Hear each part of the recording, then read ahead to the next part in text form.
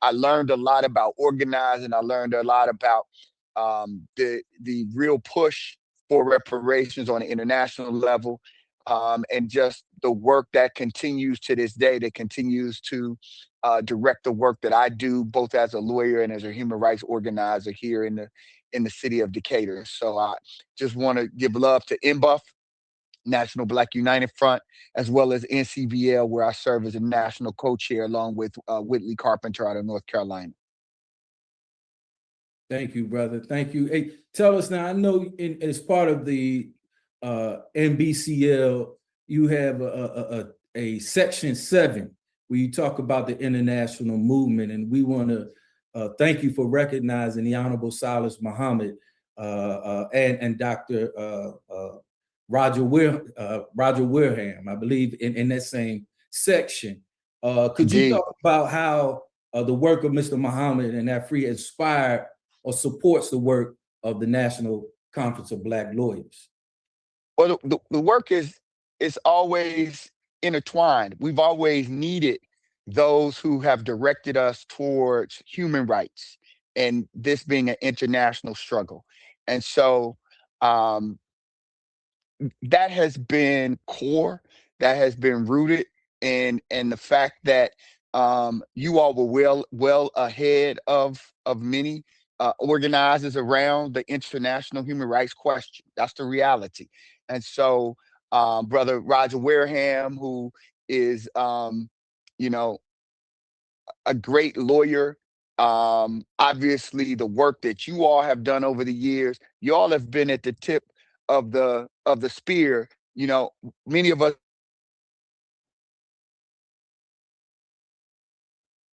We got froze up. Ah, shoot. Still with us. Okay, brother Davis, he froze. He got froze. Is important. There we go. Go.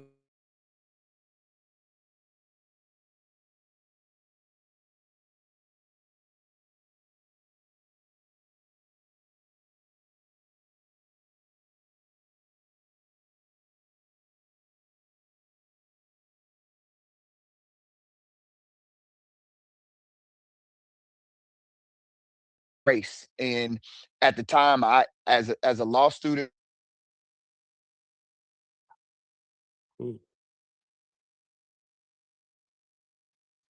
We got froze again. Brother said at that time as a law student, you were active in 2001. Can you still hear us?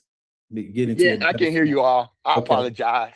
Okay. I'm gonna try to get into a better spot. I hope this is sir. better. Can y'all hear me okay? Yes, sir. Yeah. And so when we went, we were with so much of that organizing was on the ground. So it was really a grassroots effort.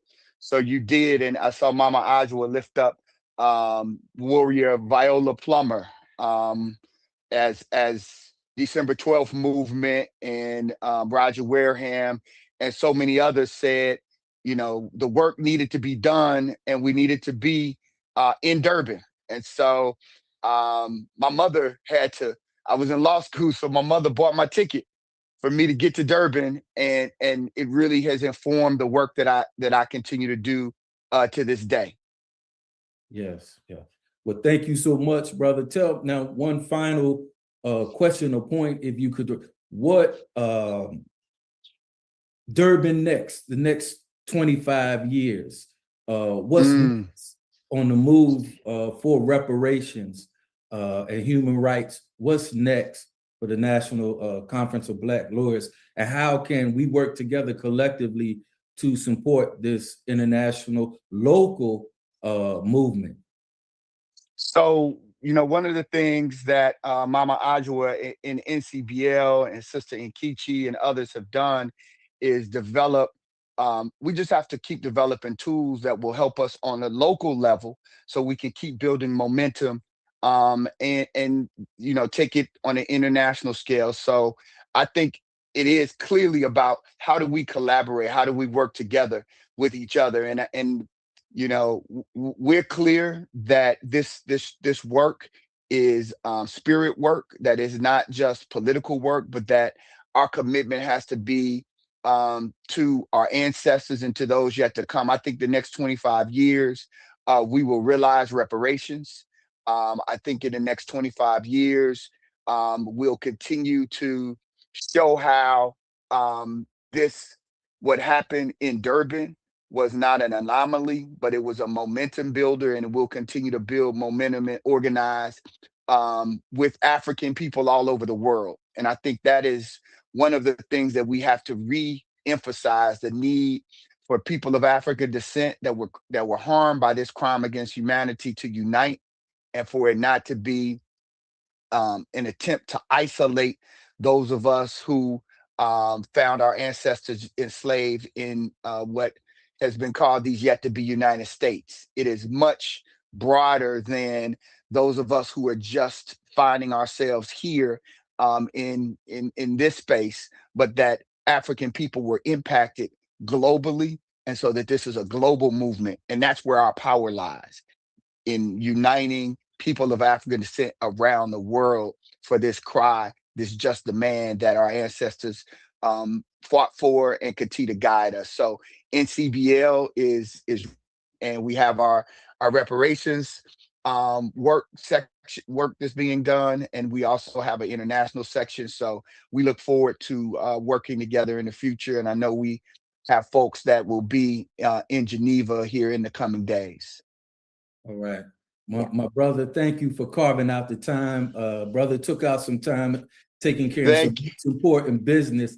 And I told him, he said he would do it, let him get on and tap out. I appreciate you, brother, for tapping in with us and showing much love and support to our movement. And we look forward to working together soon. Thank you, my brother. Thank you. Thank you. And it's good to see everybody. This is encouraging. And the only reason I'm jumping off is my mother's 87th birthday. So I'm running in the house to try to get things in order for her 87th birthday. But it's good to see all of these warriors who have been my leaders in this work. And we just look to continue the work that's being done. So peace and blessings, everybody. Let's keep up the fight, and reparations now. Yes, sir. Reparations now. Thank you, Brother Davis. Brother Mowley, a warrior, a champion. He's just my brother. I see all the other titles. I looked at his bio. I said, that's just my brother. We've been together, our children together, eating breakfast together. But to see the work that he's doing now, I'm just motivated. And he's a Chicagoan, and it seems like Chicago is it's like a relay that we're running with this reparations movement. He's out of Chicago, and the next person is another Chicagoan, and it just shows the fight and the spirit of our people, and what we have, and we're honored to have our next guest, Dr. Iva Carruthers. She moved me years ago. She wrote an article, I believe it was Essence magazine. It was it was Essence magazine, and I still have that article. And when I heard that she was invited or interested, however you came, I just absolutely, I would love to have her. She needs to be here. She is someone who has been involved in the struggle for reparations, fighting against racial discrimination, fighting against all type of discrimination in our community. And we're honored to have her today. She is also one of the members of the Voices of Durban, who were there in 2001, who's still fighting. And Dr. Carruthers, thank you so much for being here. And just tell us, I just want to hear you. What can I ask you? What do you have to say to us? I'm sitting in my chair listening to you, and what do you have to say to us about our identity, about our fight, and what's next for us in Durban? Well, thank you for having me. And first and foremost, I want to say that I am so pleased. My heart is overjoyed to see when your children become old, it means you're ancient. But it also means that you have a responsibility to keep the legacy alive and to pass on the story. And so in accepting this awesome request and responsibility, I thought it appropriate for me to pick up around this issue of legacy. And one thing we know we must do is we must know where we have been in order to know where we are in order to go forward. And so it's kind of in this Sankofa context that I wanted to share my reflection and remembrances, and then suggest some things about what we need to look at from this point on. I need to call some ancestral wisdom to the table, but before I do that, I just want to say to all of those out there who I keep seeing your names pop up, God bless you, thank you, and we're all in this together. Of course, I must acknowledge the fact that my pastor, my brother, the Reverend Dr. Jeremiah A. Wright Jr. is on the call, and so I just say and reach out to him because we know what he has stood for and the cost he has paid. The ancestors that I want to lift up are representative of the legacy. One is John Henry Clark, of course, whose last legacy book about Pan-Africanism or Perish informs us. Bookman, the Haitian priest, who called upon the God of right, informs this moment. And then, of course, Mother Gaddy, who was one of the formerly enslaved persons who left us with the word to keep the fire burning, I think is the context of this conversation.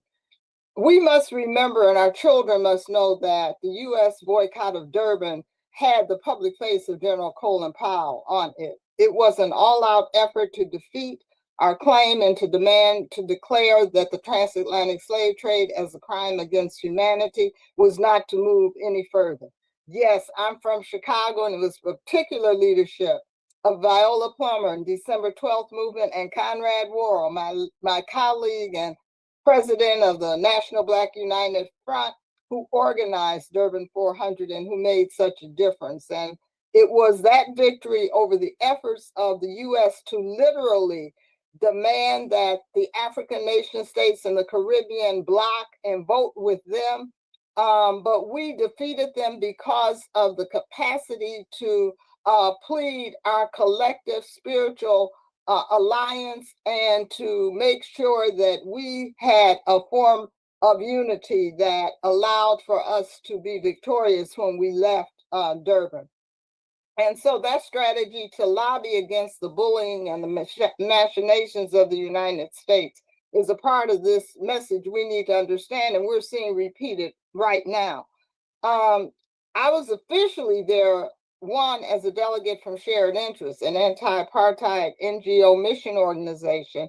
And I think one of the things that's most memorable that I will never forget is at the official meetings of civil society, there were only 3 people of African descent on the floor with voting rights from the United States and that seemed to have credentials. That was Viola Plummer, myself, and Danny Glover. This left an indelible impression upon me, and it was the reason I was so intense when we co-founded Dr. Jeremiah Wright and Reverend Dr. Freddie Haynes and I, the Samuel DeWitt Proctor Conference that I had as one of the goals that we garnered this NGO status at the UN. I was there also because my church, Trinity United Church of Christ, and the denomination under the leadership of Reverend Bernice Powell Jackson had supported my research around the church and reparations. We had done my work in 3-4 different languages, and I learned about the importance of, one, people who use language with arrogance that deny other people the right to hear, to listen, to partake. But 2, the power of us breaking through that, because post-Durban, I got a lot of affirmation because those who were of other linguistic histories and cultures said to me, finally, we never knew your story. And so to hear your story in our language made a difference of communication. I was certainly impacted by the role of women, not just Viola, but Dorothy Height sat in a wheelchair, almost 95 years of age, because she said Our people can never be too old to fight for liberation. I also, in the back of my mind, remember seeing Jews and Palestinians walking together in a parade and a march against genocide. I had the joy of reuniting with some of my family from Brazil and the Brazilian delegation, Reverend Santana, who was an elder statesman, and post-Durban Brazil delegation got a lot of work done. And then I got to visit my colleague's family, Dr. Elkin Satoli, who had been killed in a plane crash 2 weeks before he was supposed to leave to go back to South Africa to help Madiba develop the educational program. And Dr. Satoli was the elder statesman in the United States from South Africa. When we came back, Attorney Lionel Baptiste and I went to Evanston to begin the platform to build the reparations legislation, and it took 25 years later under Robin Rue for that to come to fruition. We need to remember that it was John Conyers and Minister Farrakhan who convened us after Durban, who convened us at an Indaba to set the reparations agenda. And I say all this because across this nation, then and now, we have local efforts around Afrocentric K-12 initiatives, diaspora studies at universities and colleges, which are trying to be banned, more and more travel, et cetera, our success towards HR 40. Yes, we have been victorious in some ways, but the truth be told, in between then and now, we have lost a lot of momentum. Unfortunately, the divide and conquer agenda has too often won over Pan-Africanism or perish, our unity and solidarity. We know that the Indaba process is ongoing, and so building organizational infrastructure, adhering to principles of Pan-African identity and solidarity really do matter. It will require, however, less performative, individualistic, and more mission-centered and communal-based togetherness and unity. So here and now, I think when I think about all the joy and anticipation, when I think about the disappointments, I am reminded, and this is the lesson, that you have to run backwards to catapult.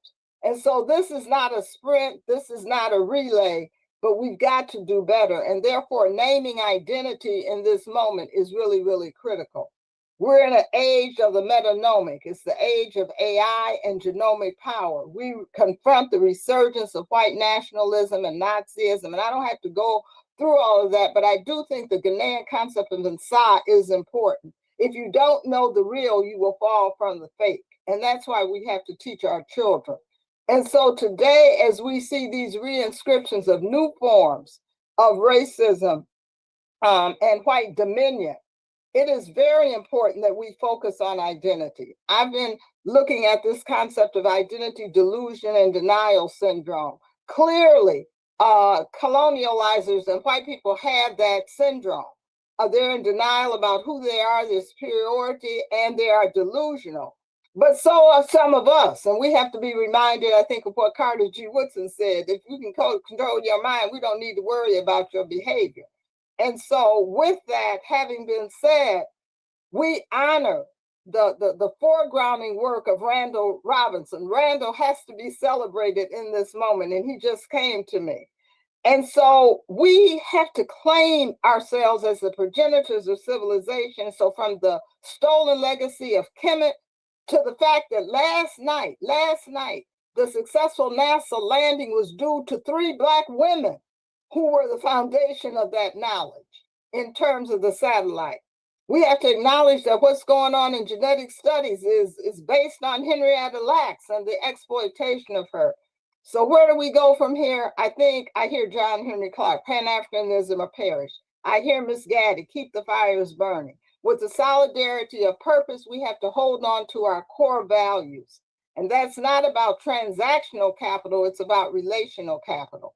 We have to create economic models of exchange that serve us and fund our own movement, to capitalize our own movement, to control the educational knowledge what our children know ourselves.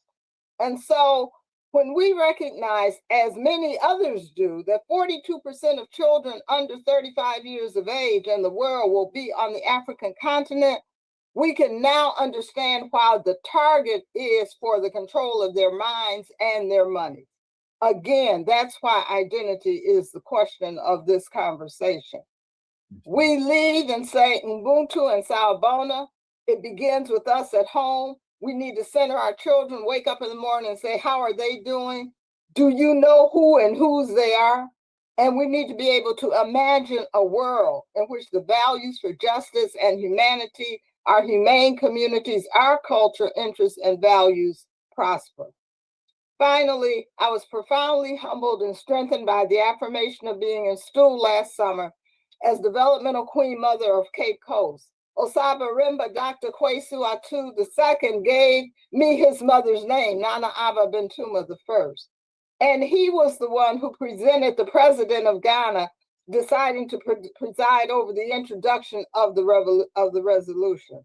So I am very confident that my steps going forward are still being ordered by God and the ancestors, and together we have much opportunity and many possibilities. We cannot squander that opportunity, though. We must meet the requirements of these times to run the next leg.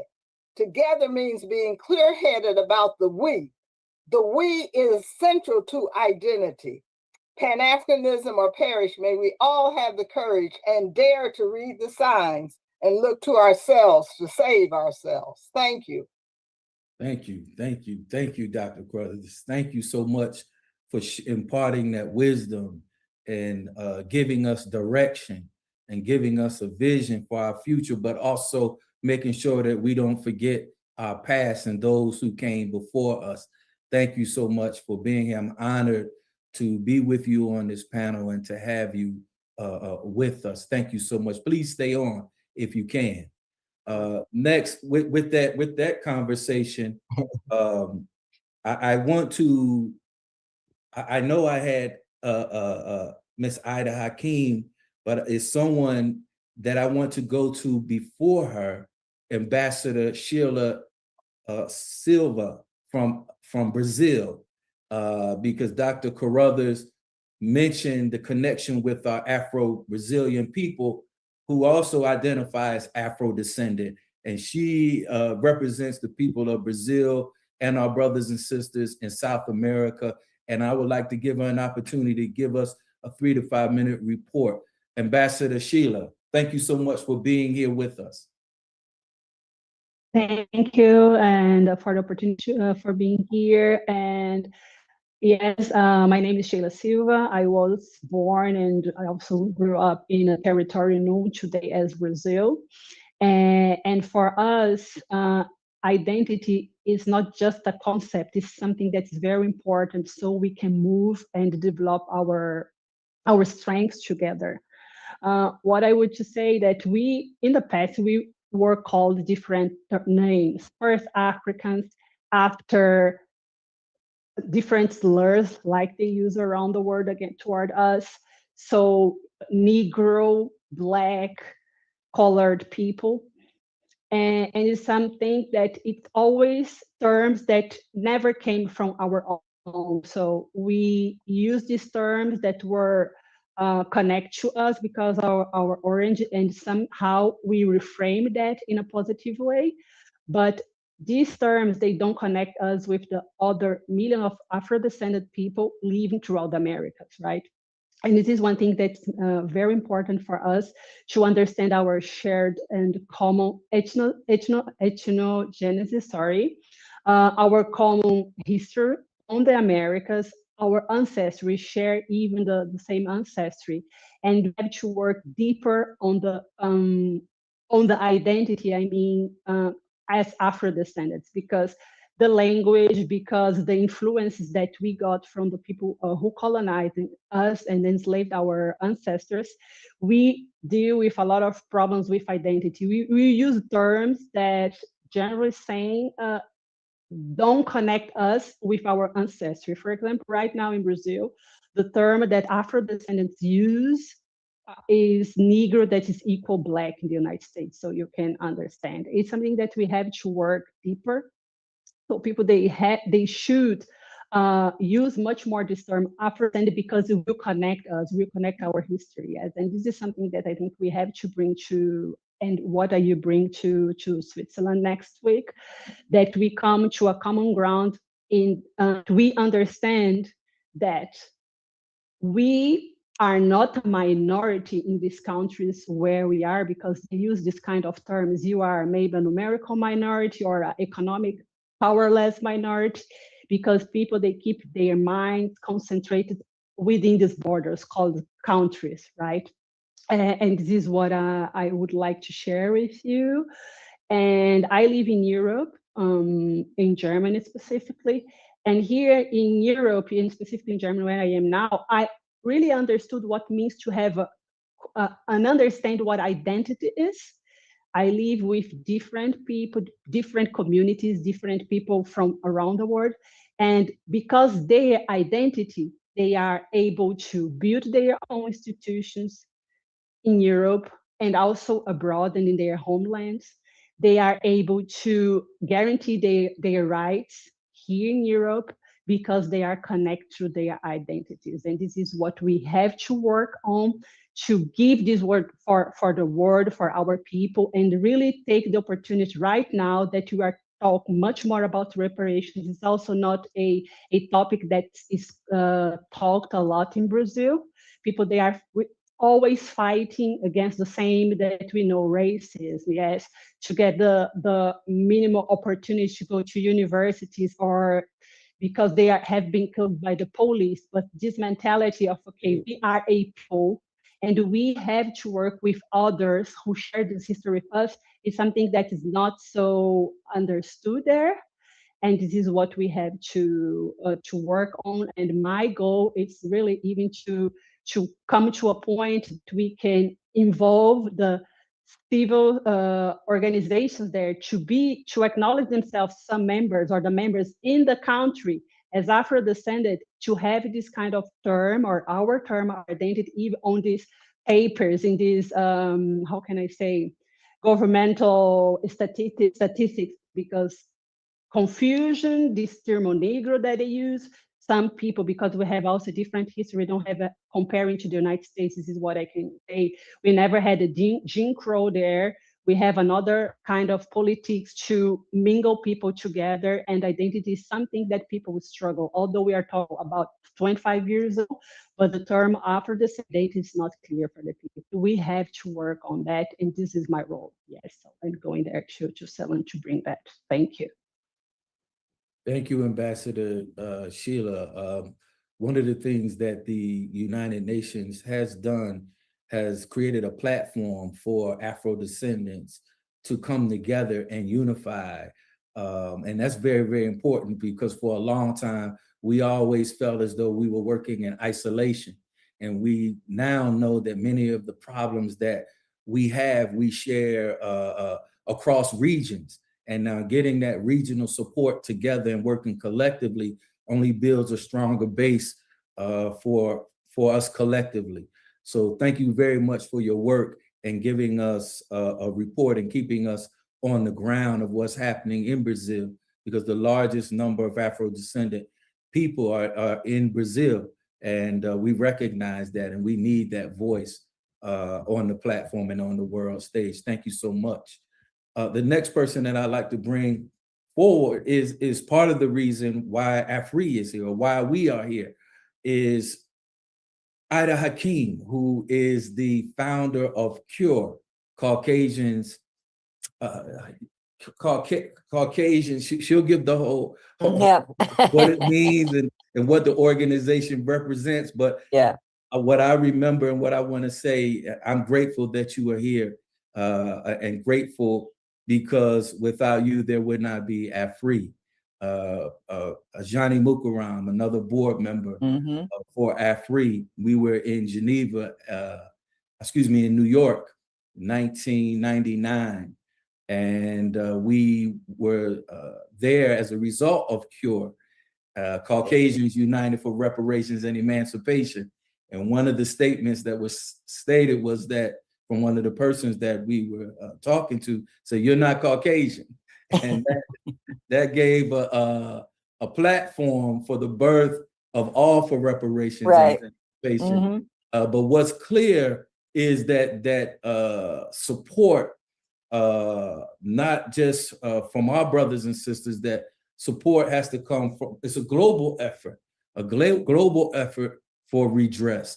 And Ida Hakeem is an example of someone, European descent, who recognizes the wrongs of people and using that as a way to support Afro descendants. Ida Hakeem, please. Yeah. I am filled with gratitude, and I feel like I'm blessed to be able to do this. I couldn't imagine anything greater than to be able to serve and hopefully bring justice to the world.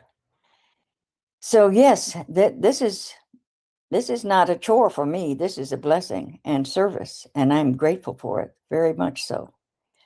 At the World Conference, when we went there, we had already been to Geneva, I'm guessing maybe 10 times. Yes. And so the Secretariat was very familiar with us. And in my chore, what I wanted to do was to get Mr. Muhammad on the stage to be able to speak on behalf of Afro-descendants. And so thankfully, they were familiar with us, and we had been around, at the Commission on Human Rights and the subcommission and the Working Group on Minorities, and we had spoken at many different events, and the Secretariat was willing to give him a speaking place where he could call for a forum. So that was, that really made me happy that we could get that done. Attorney Abu Bakr spoke at one of the meetings. It was a meeting of the Working Group on Minorities. And they asked for comments from the floor, and she spoke extemporaneously at that meeting, which was very, very good as well. So at the World Conference, we did our best, and Cure was more than happy to turn into AFRI. Yeah, and all I can say is that I'm grateful. I'm very grateful, and I'm not done. I'm not done. I'm trying to I am creating another support organization, and we'll go public with that pretty soon. So, yeah. Thank you so much, Ida. But one thing that is often discussed in the permanent forum is the roles and responsibilities of former enslavers, or Yeah. how do you see that going forward? I know the president of the Netherlands and other countries have discussed apologies and offering political strategies to support African nations. I haven't seen much support as in terms of civil society, but what does white guilt and apologies mean in this day and time as it relates to our identity, which is our theme today? Yeah. I know that's an open question, but yeah, it's a little tough to, as far as I'm concerned, this is a spiritual battle. And I tell white people, this is your opportunity. This is an opportunity. It's not a punishment. It's an opportunity to make right, to make a wrong, a great, horrible wrong, to try to do your best to make it right. And so that, that's my attitude, and it is the way I go forward and speak. This is an opportunity for us. You absolutely apologize, absolutely put forth what effort is needed to support and pay reparations at 100%, because this is not politics. This is spiritual. Absolutely. Truly. spiritual battle. And that's the only way, this is the only reason why it has endured so long. And Yeah. that's why it will endure even further. It's a spiritual battle, not a political. Yes, it is. And it will succeed. We know that. Yes, sir. Thank you so much. We're honored to have you here in today's side event. The next person I want to bring up is another champion, a global champion, Brother Safiwe Balinka. I've heard of him, met him, but then we got together in Geneva and felt his spirit. And he's one who in the UN, he gets people on the floor to rise up with his voice and it's the spirit of his person, which is enduring. He wanted a role in today's panel, felt as though he should be on it. And when I heard this, I said, absolutely. And in this day and time, you know, usually for years I have introduced the Honorable Silas Muhammad and Attorney Harriet Abubakar, but I said, look, at this time, I want to give you the honor, or if you would take the honor to introduce them, because they're the reason why I'm here today. I was a little youth that was called to participate in Geneva many years ago and found my way with them. And I'm gonna reduce my thunder and allow you to have that, brother, to introduce them. So please do it, brother. Thank you for being here. It's an honor to be here with you. Abene, thank you. Abene Benham Neyowule. Thank you to the wise ancestors who are present with us right now at this moment. And thank you to all of you who are gathered. You know, Brother Ishmael, you mentioned the Chicago connection, and Attorney Davis mentioned NCBL. So let me start by saying that in 1996, right after I had graduated from Yale University, I wanted to get into law, but I didn't want to go to law school. I made my way back to my hometown of Chicago, Illinois. I was living out of my car, but I would go to the Northeastern Illinois University Center for Inner City Studies, pretend I was a student and go to the computer lab and use its free computer facilities. At that time, I joined NCOBRA under the leadership of Baba Hannibal Afrique and Erlene Arikpo. And so I was in the space with Conrad Worrell, and I was taken to a community learning center. And there they introduced me to Dr. Y.N. Cly and Dr. Charles Knox, who had founded the NCBL Community College of Law and International Diplomacy, which was the first and only independent Black law school in the United States.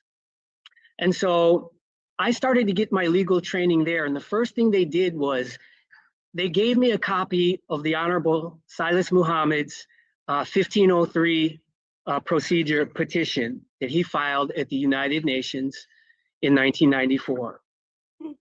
And he said, study this new procedure, right? And that was my first assignment from the NCBL Community College of Law and International Diplomacy, where I consider I got my law degree. And then at that same time, I was able to come across some of the work that the Honorable Silas Muhammad and Queen Abu Bakr and Afri and Cure were doing. And if I could just very briefly, I want to share my screen just very briefly, right?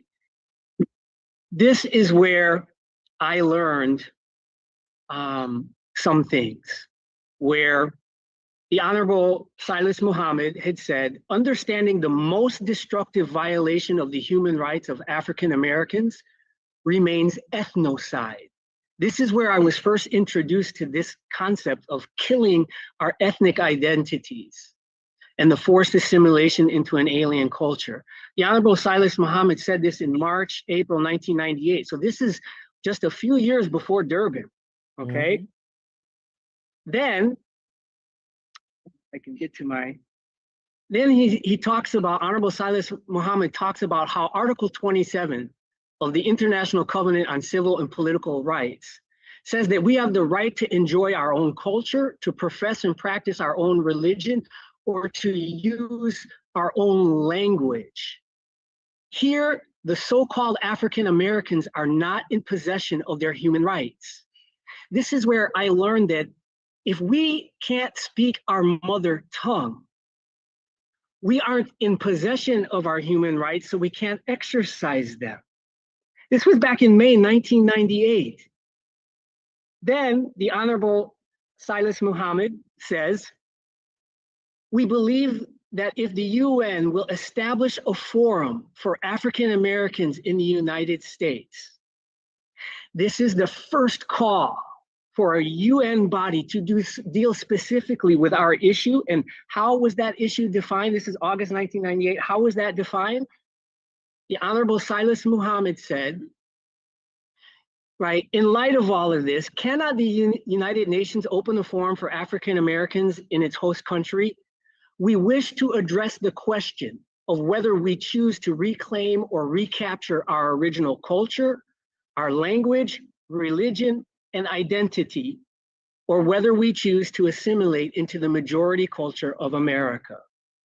This was how, on the eve of the World Conference Against Racism, it was framed by the Honorable Silas Muhammad. Silas Muhammad inspired me to take ethnocide and the simultaneous process of ethnogenesis, the fact that we became a new people based on our heritage in a foreign land under foreign occupation, cut off from our ancestral identities, and how we experienced civil death. I wanted to not just read about this as a legal concept. I didn't want to just debate it intellectually. I wanted to repair it, not only for myself, but for my people. And those that are familiar with the work that I do today, you know that I'm in the forefront, right, of the remedy for ethnocide and making it justiciable at the world level. And so that is my introduction, right, to the work of the Honorable Silas Muhammad and Queen Abu Bakr, who I had the pleasure of meeting and spending time with when we went to Burkina Faso. It was a year or two ago. And as you mentioned, Ishmael, I've got a chance to get to know and work with my Afro-descendant nation and family. What I hope everyone at the fifth session of the Permanent Forum of People of African Descent will realize is that it was the Honorable Silas Muhammad who had a vision for creating the Permanent Forum of People of African Descent and how it should be used to provide us access to legal justiciable remedies, right, to repair our identity. There are many different ways to do that. I have been a champion of one particular way, but I believe the Permanent Forum should use language and put in its resolution recognizing Honorable Silas Muhammad as the father of the Permanent Forum of People of African Descent, because he spent from 1998 to 2008 a consistent campaign to call for this forum. If it exists now, it is because of his work. And so with that, right, it's my honor to be associated with the Honorable Silas Muhammad and Queen Abu Bakr.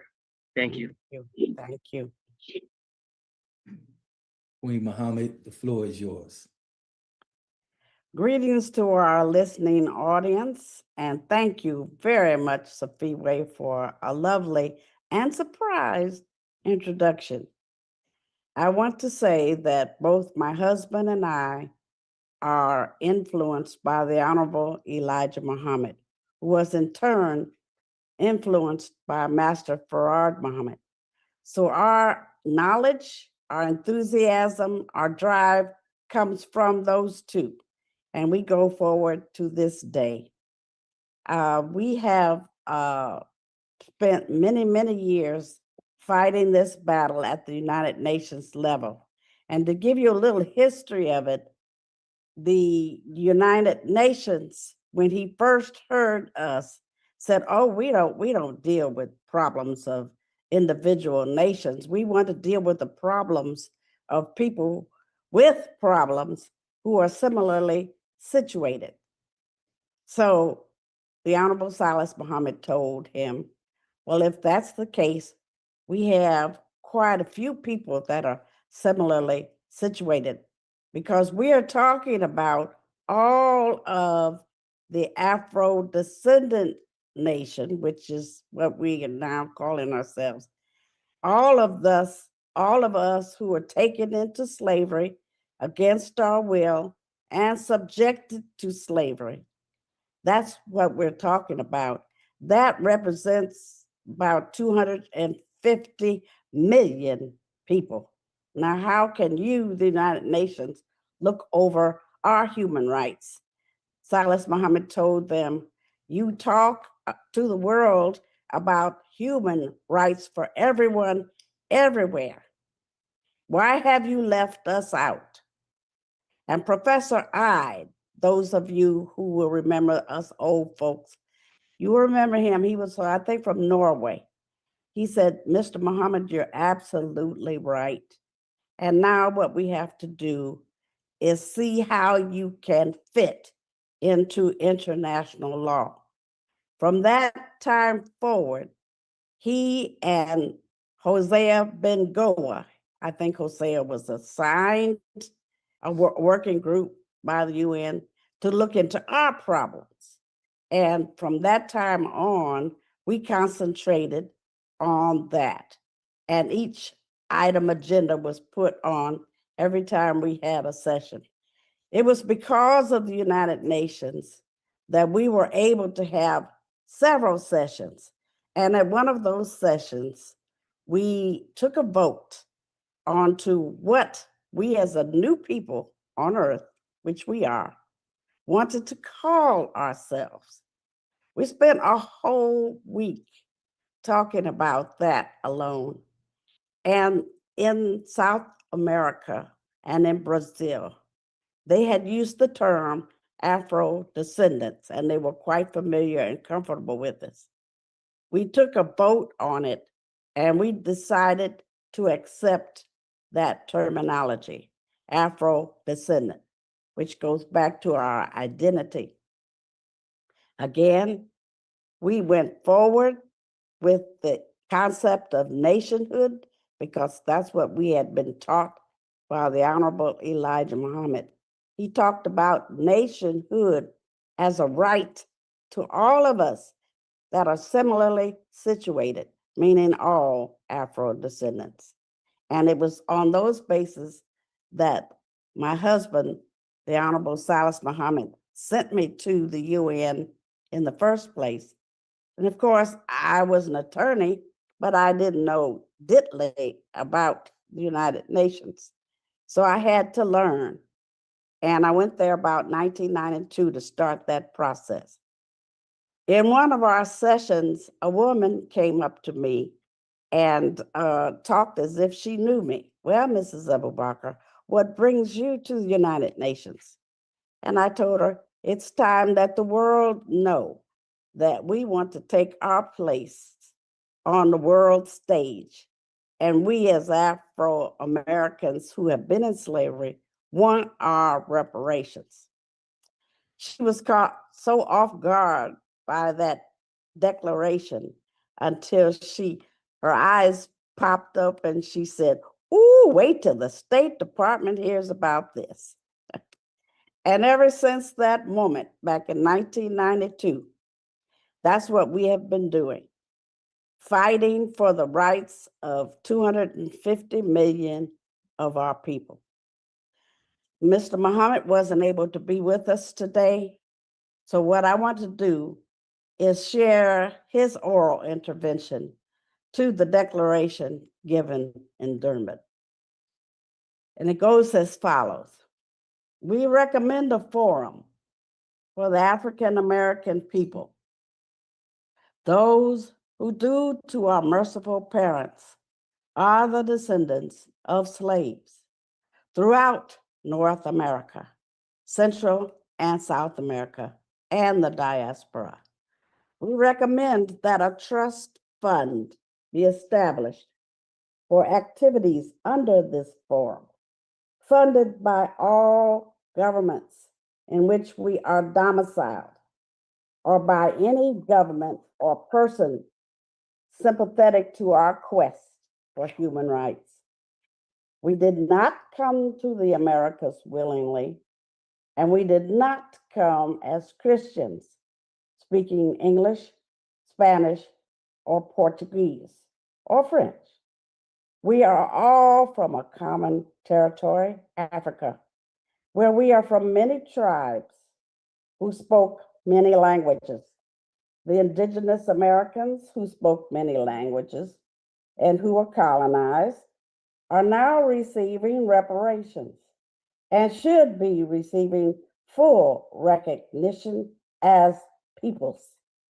We African Americans want to be restored and recognized, and this is a form of reparations which can be examined and defined more completely in a forum. We are lost from our original origins in Africa. 400 years of slavery has completed with force or coupled with force breeding between slaves and slave masters produced a people who have lost more than their independent character.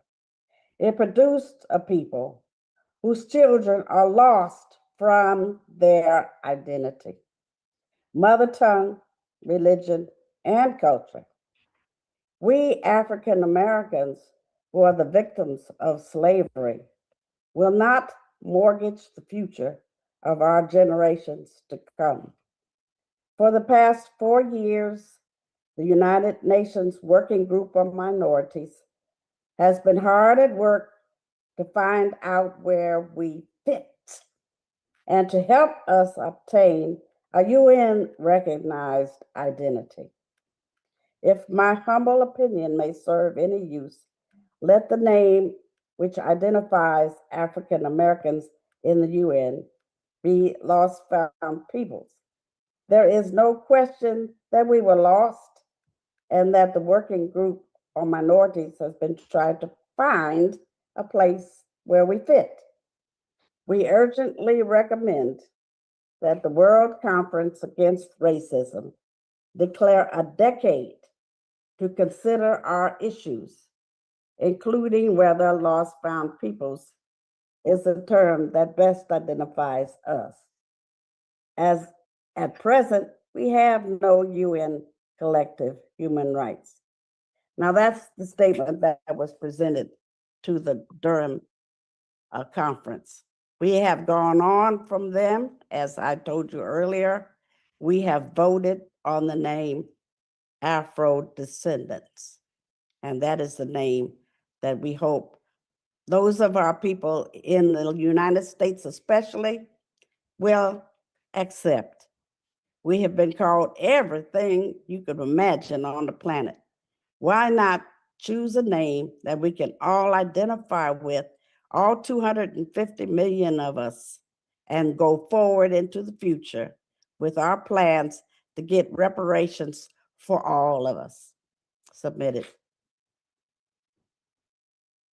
Thank you, Queen Muhammad. Thank you so much for sharing with us at last the intervention of the Honorable Silas Muhammad and sharing with us your wisdom and your work as someone who went to Geneva and spent many years. We're talking over 30 plus years. The intervention that was, pardon me, the document that was sent in 1994. You were there, I would say 1992 or 80, 92. 92. So preceded that, your work. So you paving the way for this work also recognizes where we are today. And we look forward to your continued guidance. It is because of you that I'm here today. The motivation to That's continue right. in the next generation. We talk about this as a relay and as a race. And thank you for passing the baton to us that we may carry on. And thank you, Brother Safiwe, for handing that baton to Queen Muhammad and the Honorable Silas Muhammad. Thank you so much. It looks like Chicago is running a race. Yes, Chicago, Queen Muhammad and the Honorable Silas Muhammad and Ida Hakeem and Safiwe also have Chicago roots. And the next person that I want to bring forward is another Chicagoan who is there working very, very, very hard, not just in Chicago as part of the Chicago Reparations Task Force, but also as the president of the Afro-Descendant Nation. From Chicago inner city to the United Nations Geneva, she's not just running a sprint, she's running a marathon. We want to thank President Dr. Akila Mukaram for being here and her hard and tenacious work with our people here in the United States. She is also motivated and inspired by the work of the Honorable Silas Muhammad and Queen Mashaki Muhammad. Dr. Akila Mukaram, thank you so much for your work in establishing a legal definition for Afro-descendant people and explaining to us in this day and time why identity matters. Thank you very much, Dr. Akila Mukaram. Thank you, sir. I appreciate it. Greetings, everyone. And it is indeed an honor to be here today at this event.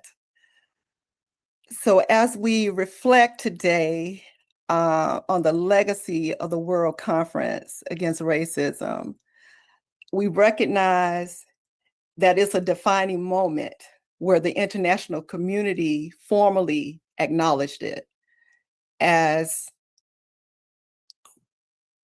the crimes against humanity, that transatlantic slave trade and slavery, chattel slavery. That recognition was historic. However, 25 years later, we're still confronting a fundamental gap. The Queen just mentioned it in terms of those of us here in America, in the United States, are still struggling with who we are in terms of not necessarily wanting to accept Afro-descendants as our identity. The term people of African descent, while it is inclusive, it brings together distinct historical experiences. Those ancestors who were forcibly displaced and subjected to chattel enslavement, and those whose histories were shaped by colonization and its enduring impacts, and also those who migrated voluntarily. This distinction is not about division, it is structural. Without clarity of identity, reparatory justice becomes generalized, and the specific harm experienced by Afro-descendant peoples risk being diluted. Afro-descendants is not just a demographic category.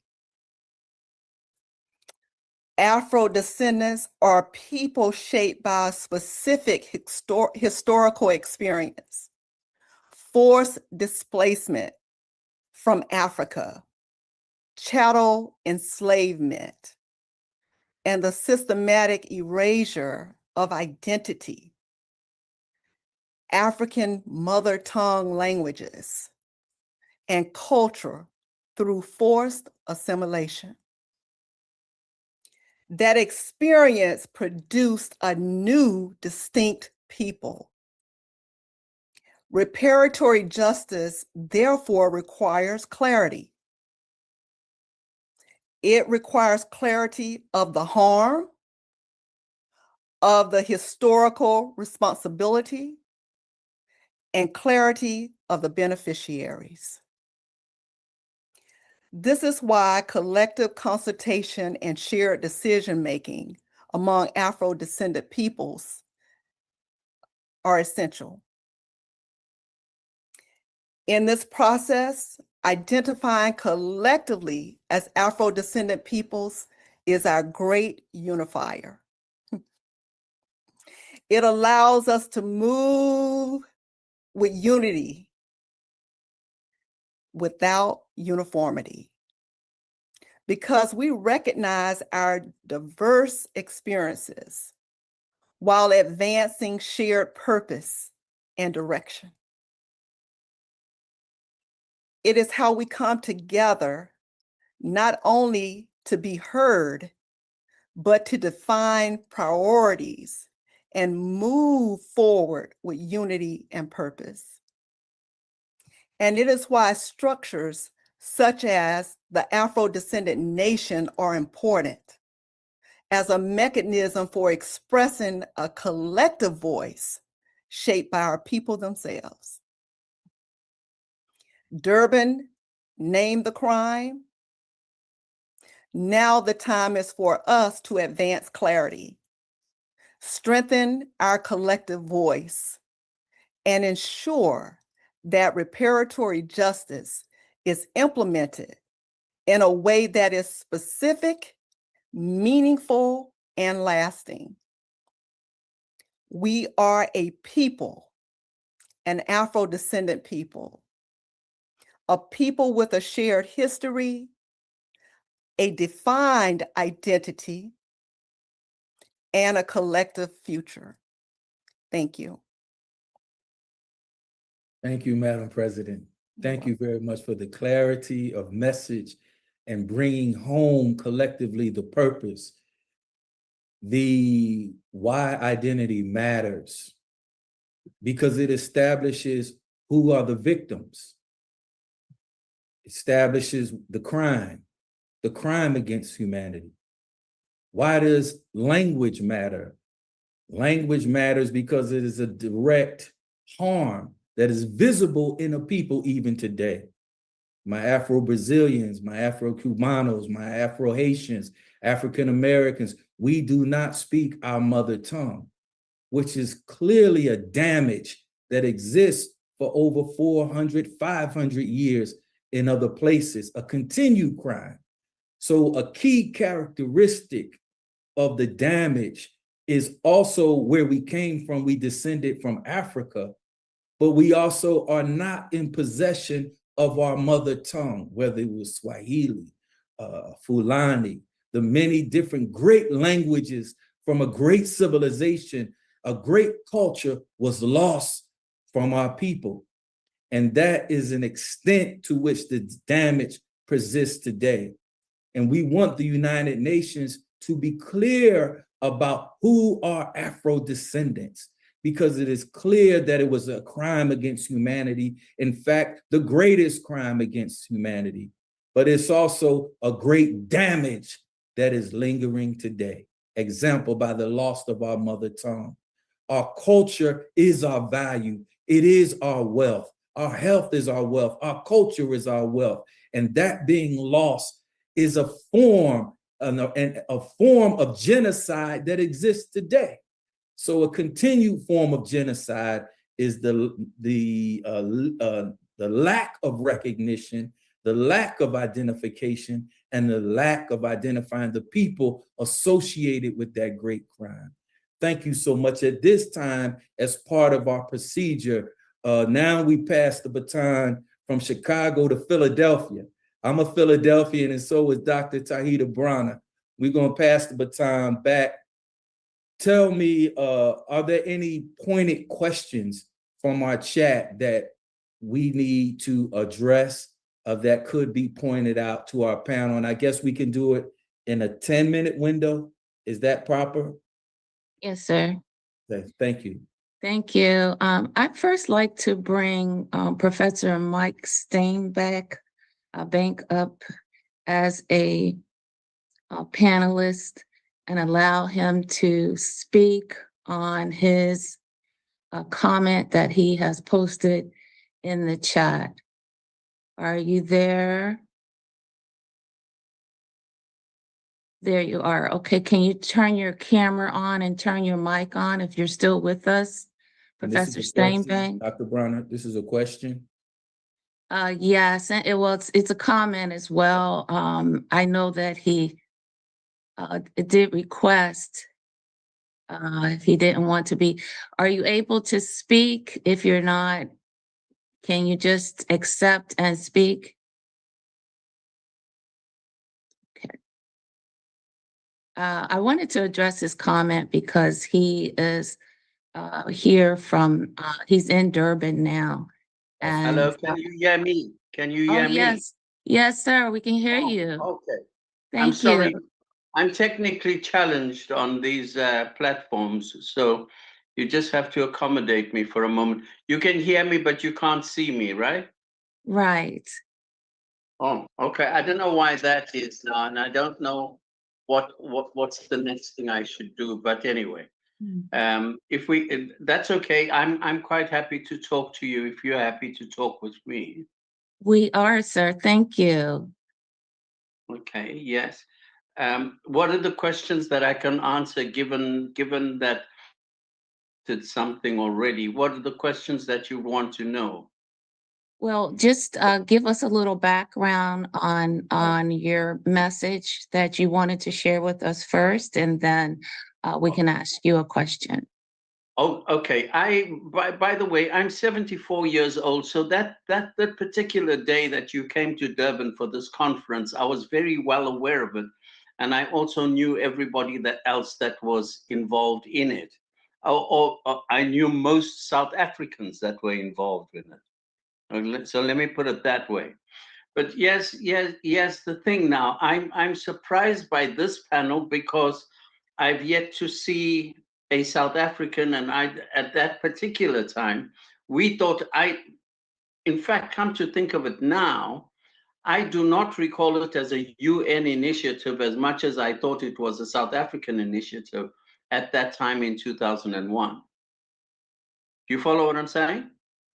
Yes, sir. So, and that's the amount. That's also because the many South Africans that were in there at that particular time, and managing that thing. I think Thabo Mbeki was there, wasn't he? He attended, didn't he? Do you remember Thabo Mbeki? Yes. Maybe someone else does. Yes.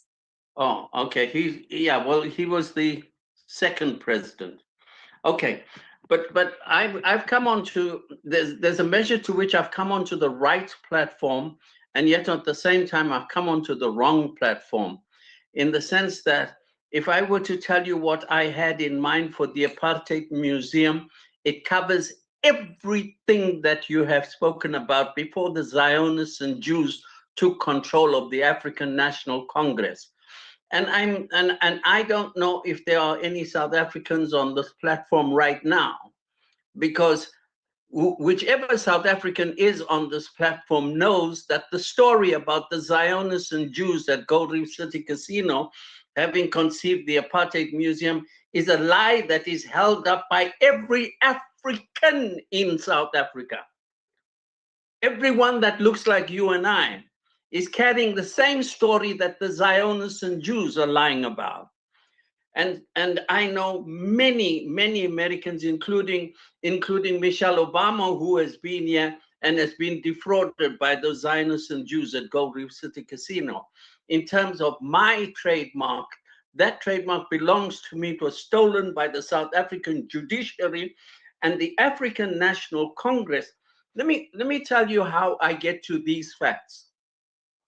Before I say something publicly, if you go to the Nelson Mandela Foundation and say, we want to see the affidavit that Mike Steinbeck submitted to you.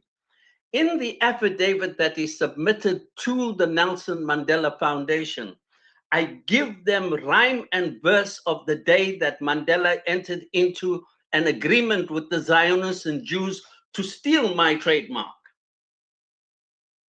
And I know of Americans, I know of African Americans, I know of all Americans, I know of people all over the world that have been defrauded by those people morally and financially.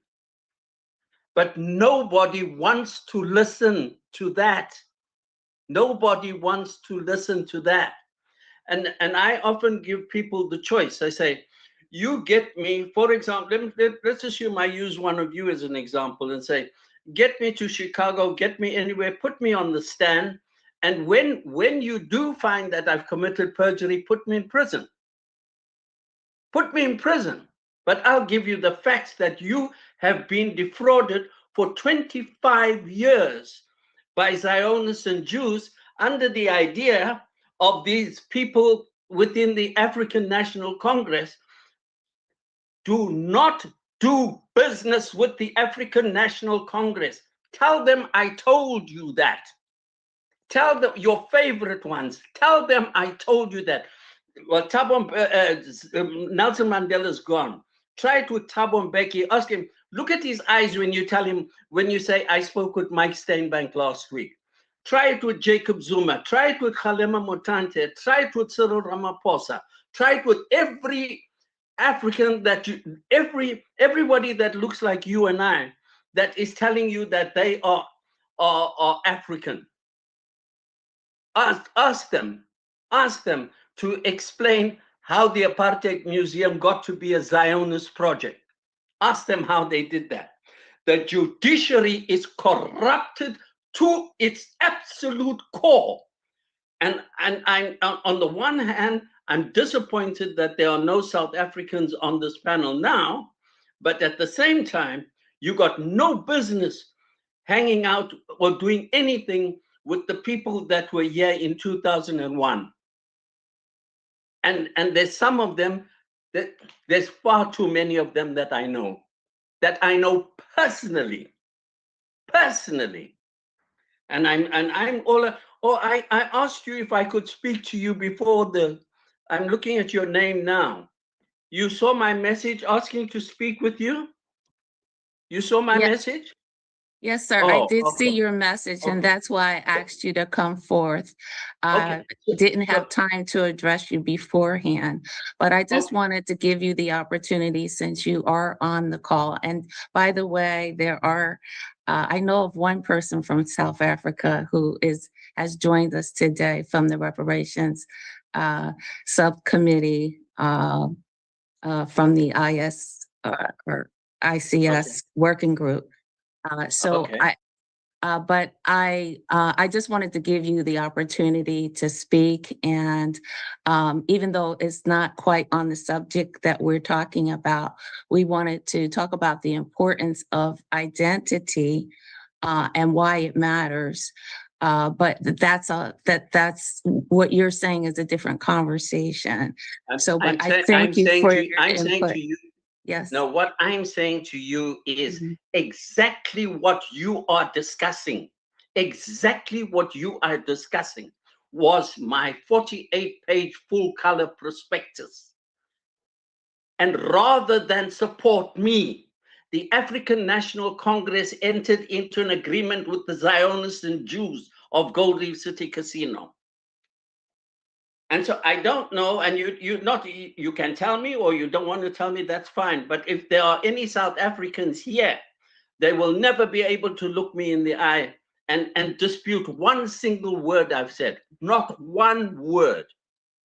And if you ever meet Michelle Obama or Kofi Annan is dead, but so many people, there are people from all over the world that have been, but with cooperation with the African National Congress, and Nelson Mandela, they have been defrauded. Thank you. And I took advantage of getting on your platform to be able to tell you that you've been defrauded morally and financially. Thank you. Thank you very much. Thank you very much for your comment. Thank you for the opportunity. Thank you so much. Is there someone else who would like to speak? I see that Daryl Hurd, you have your hand up. And let's see that it's a question Okay, that, go that ahead. directs to our panelists. Their question that we could direct to our featured guest or panel. Okay,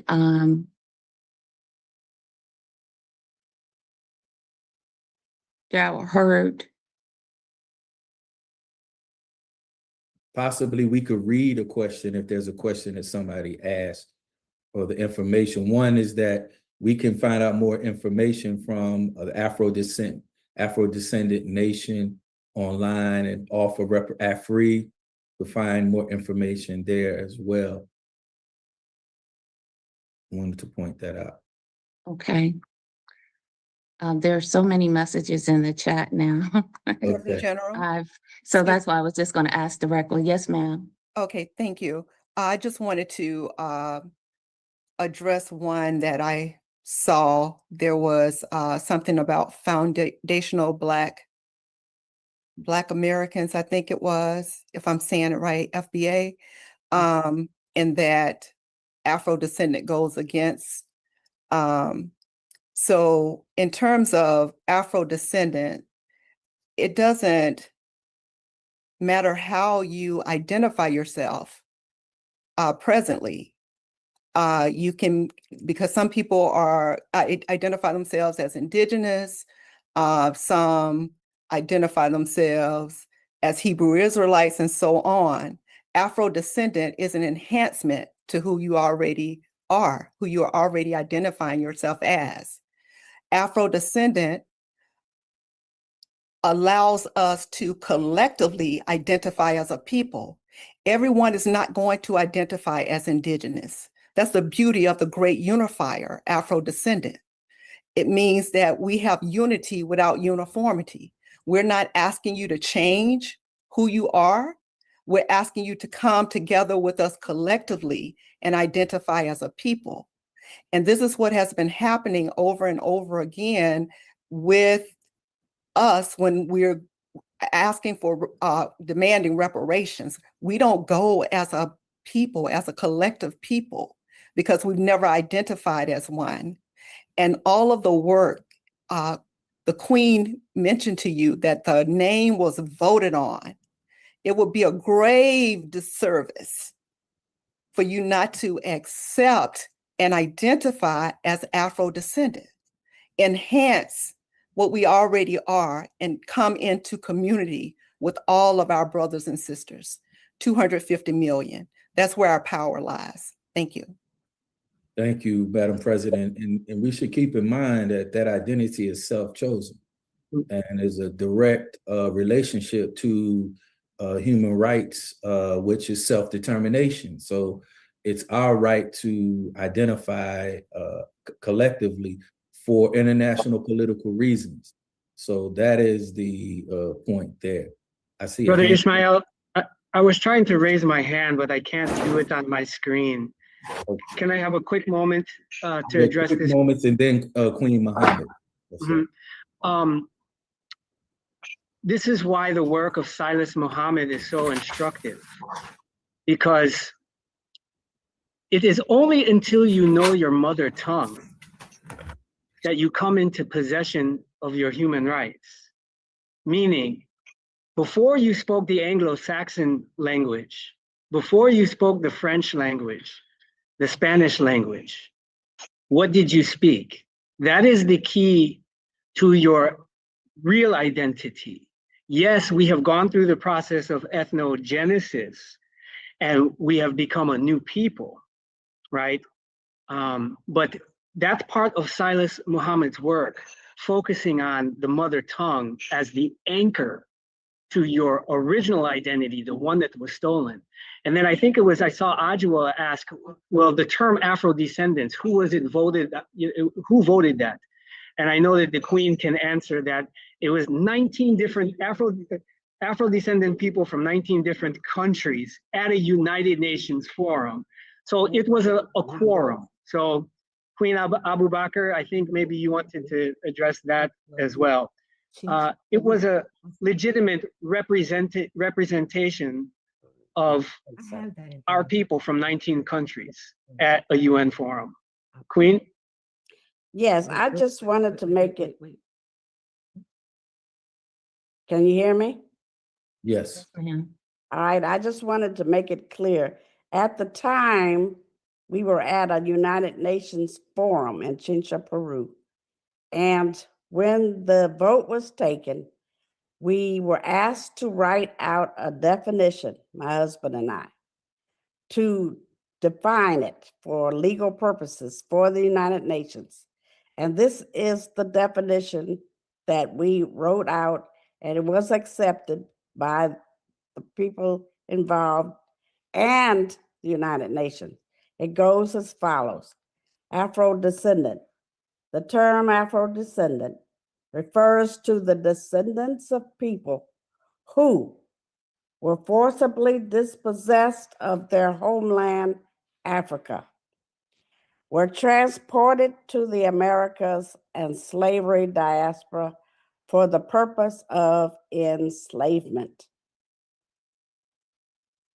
were subjected to slavery, were subjected to forced mixed breeding and rape, have experienced through force the loss of mother tongue, culture, and religion, and or have experienced racial discrimination,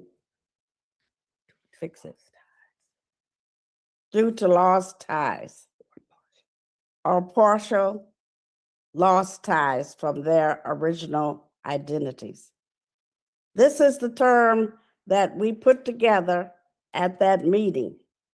This is a term that has been accepted by most of the representatives who were chosen by the United Nations and who came to that Chincha, Peru location at the time of the United Nations. So we're never going to ever find a point in time in history where we, as 250 million Black people, agree on everything all the time. The best thing we can do is to try to come together as a conglomerate of nations, and that we have done. So as far as we're concerned, this is a feat accompli. Queen Mohammed, let me, yes, we were there in Chincha, La Ceiba. La Ceiba, Honduras, yes. Yeah. And we want to thank you for that work, and to the persons pointing that question, perchance we could send out the link, the UN link inside the chat. And that's what we're looking for, more dialogue. That's one of the reasons why we want the permanent forum to establish as part of their mandate, Afro-descendants, and defining clearly who are the victims, because now we have moved into an area that I think that's challenging, it's difficult, but it's something we must face. Thank you. Correct. Yes, sir. And this is posted to the UN website. I will get the link. This is just the document itself, but there were actually 148 persons representing 19 countries. As you can see here, from Costa Rica to Cuba to Guatemala, everyone was represented in this forum that was hosted by the UN Security Council in Honduras. So I will share this in the chat as well. Thank you. Dr. Bronner, I know they only gave us an hour, and I don't want them to dissolve the purpose of our meeting by us going over, particularly, when they can choose to. So I'm going to rely on you. Have we concluded and fulfilled our mission for today's purpose? Yes, sir, I think we have. And my apologies to those who have your hands up. We had so many comments that it's just no way we could get to everyone and everything, but we will post a conclusion to the permanent forum of our event, and all of the participants and everyone will be listed. So thank you so much for your participation, for everyone watching us live on Facebook at Afro Descendant Nation Official. We appreciate you tuning in. Thank you so much for your time, and to all of our panelists and speakers. We love you and we appreciate you so much. Thank you. And your wisdom and your Thank you. knowledge is Yeah. invaluable. Yeah. Thank you. This meeting is now adjourned. It's been Blessings beautiful. to you.